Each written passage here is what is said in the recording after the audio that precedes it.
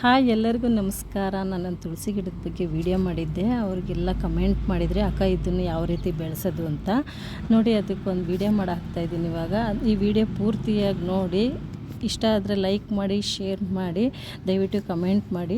ಆ ಗಿಡದಲ್ಲಿ ನಾವು ದಟ್ಟವಾಗಿ ಬೆಳೆಸಬೇಕು ಅಂದರೆ ಫಸ್ಟಿಗೆ ಬಂದ್ಬಿಟ್ಟು ಆ ಗಿಡದಲ್ಲಿರೋ ಹೂವೆಲ್ಲ ತೆಗೆದ್ಬಿಟ್ಟು ಯಾರು ತುಣಿದಲ್ಲೇ ಇರೋ ಜಾಗಕ್ಕೆ ಬಿಸಾಕ್ಬಿಡಿ. ಮತ್ತು ಅದನ್ನು ತೆಗೆದಿಲ್ಲ ಅಂದರೆ ಅದು ದಟ್ಟವಾಗಿ ಬೆಳೆಯೋಕ್ಕೆ ಅವಕಾಶ ಆಗೋದಿಲ್ಲ ಅದಕ್ಕೆ. ಮತ್ತು ನೀಟಾಗಿ ಎಲ್ಲೆಲ್ಲಿರುತ್ತೆ ಎಲ್ಲ ಕಡೆ ತೆಗೆದುಬಿಡಬೇಕು. ಅದು ಬೀಜ ಆಗುತ್ತೆ ಮತ್ತು ಮರಿ ಸಸಿ ಹುಟ್ಟುತ್ತೆ ಅಂತ ಯಾರೂ ಬಿಟ್ಕೊಳ್ಳೋಕೆ ಹೋಗಬೇಡಿ, ಅದು ದಟ್ಟವಾಗಿ ಬೆಳೆಯೋದಿಲ್ಲ. ಮತ್ತು ಇನ್ನೊಂದು ಬಂದ್ಬಿಟ್ಟು ಅದ್ರ ಕುಡಿ ಹೊರಡುತ್ತಲ್ಲ, ಈಗ ನೀವು ಹೊಸ್ದಾಗಿ ಸಸಿ ಹಾಕಿದಾಗ ಚಿಗುರಿರುತ್ತೆ, ಆ ಚಿಗುರಿದಾಗ ಅದ್ರ ಮೇಲಿನ ಕುಡಿಗಳನ್ನೆಲ್ಲ ತೆಗ್ದು ದೇವ್ರ ಫೋಟೋಕ್ಕೆ ಯೂಸ್ ಮಾಡ್ಕೊಳ್ಳಿ.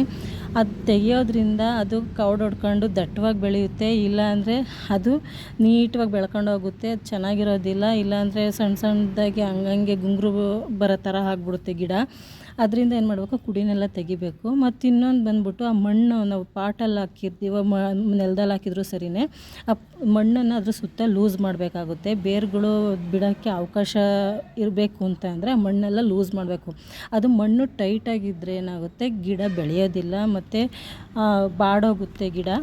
ಮತ್ತು ಅದಕ್ಕೆ ಗೊಬ್ಬರದ ಅಂಗಡಿಗೆ ಹೋಗ್ಬಿಟ್ಟು 20 ಗೊಬ್ಬರ ಕೊಡಿ ಅಂತ ಹೇಳಿ ಸ್ವಲ್ಪ ಮನೆಗೆ ತಂದು ಇಟ್ಕೊಳ್ಳಿ. 15 ದಿನಕ್ಕೆ 20 ದಿನಕ್ಕೆ ಒಂದು 5 ಕಾಳು ಹಾಕ್ತಾ ಬನ್ನಿ. ನಿಜವಾಗ್ಲೂ ಖಂಡಿತವಾಗ್ಲೂ ತುಳಸಿ ಗಿಡ ನೀಟಾಗಿ ಬರುತ್ತೆ. ಮತ್ತು ಅದಕ್ಕೆ ಕಾಫಿ ಪುಡಿ ಬರುತ್ತಲ್ಲ, ನಾವು ಯೂಸ್ ಮಾಡೋದೆ ಕಾಫಿ ಪುಡಿನ ನೀರಲ್ಲಿ ಒಂದು ಪಾಕೆಟ್ ಮಿಕ್ಸ್ ಮಾಡ್ಕೊಳ್ಳಿ. 15 ದಿನಕ್ಕೊಂದು ಸತಿ, ತಿಂಗಳಿಗೆ ಒಂದು ಸತಿ ಹಾಕ್ತಾ ಬನ್ನಿ. ಅದೇನಾಗುತ್ತೆ, ಕಾಫಿ ಪುಡಿ ಹಾಕೋದ್ರಿಂದ ಹಚ್ಚ ಹಸಿರಾಗಿರುತ್ತೆ ಗಿಡ, ಯಾವಾಗ್ಲೂ ಅದು ಬಾಡೋದೇ ಇಲ್ಲ. ನಿಜವಾಗ್ಲೂ ಅದು ನೋಡೋಕ್ಕೆ ಖುಷಿ ಆಯಿತು ನೋಡಿ. ಈ ಥರ ಕಲಿಸ್ಬಿಟ್ಟು ಅದಕ್ಕೆ ಹಾಕ್ತಾ ಬನ್ನಿ. ಮತ್ತು ದನಿನ ಗೊಬ್ಬರ ಸ್ವಲ್ಪ ಸಗಣಿ ಸಿಕ್ಕಿದ್ರೆ ಸಗಣಿನ ಕಲಿಸ್ಬಿಟ್ಟು ಹಾಕ್ತಾ ಬನ್ನಿ. ಈ ರೀತಿ ಖಂಡಿತವಾಗ್ಲೂ ನಿಮ್ಮ ಮನೆಗಳಲ್ಲೂ ತುಳಸಿ ಗಿಡ ಬೆಳೆಯುತ್ತೆ.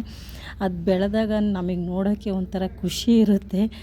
ಯಾರಿಗೆಲ್ಲ ಈ ವಿಡಿಯೋ ಇಷ್ಟ ಆಯಿತು ದಯವಿಟ್ಟು ವಿಡಿಯೋ ಶೇರ್ ಮಾಡಿ, ಮತ್ತು ಲೈಕ್ ಮಾಡಿ, ಕಮೆಂಟ್ ಮಾಡಿ. ಮತ್ತಷ್ಟು ಇನ್ನಷ್ಟು ಏನಾದರೂ ನಿಮಗೆ ಪರಿಹಾರ ಬೇಕು ಅಂದರೆ ನನ್ನ ಹತ್ರ ಕೇಳಿ, ಕಮೆಂಟಲ್ಲಿ ಹೇಳ್ತೀನಿ ಯಾವ ರೀತಿ ಮಾಡಬೇಕು ಅಂತ. ಅರ್ಥ ಆಗಿಲ್ಲ ಅಂದರೆ ಮತ್ತೆ ಕಮೆಂಟ್ ಮಾಡಿ. ಧನ್ಯವಾದಗಳು.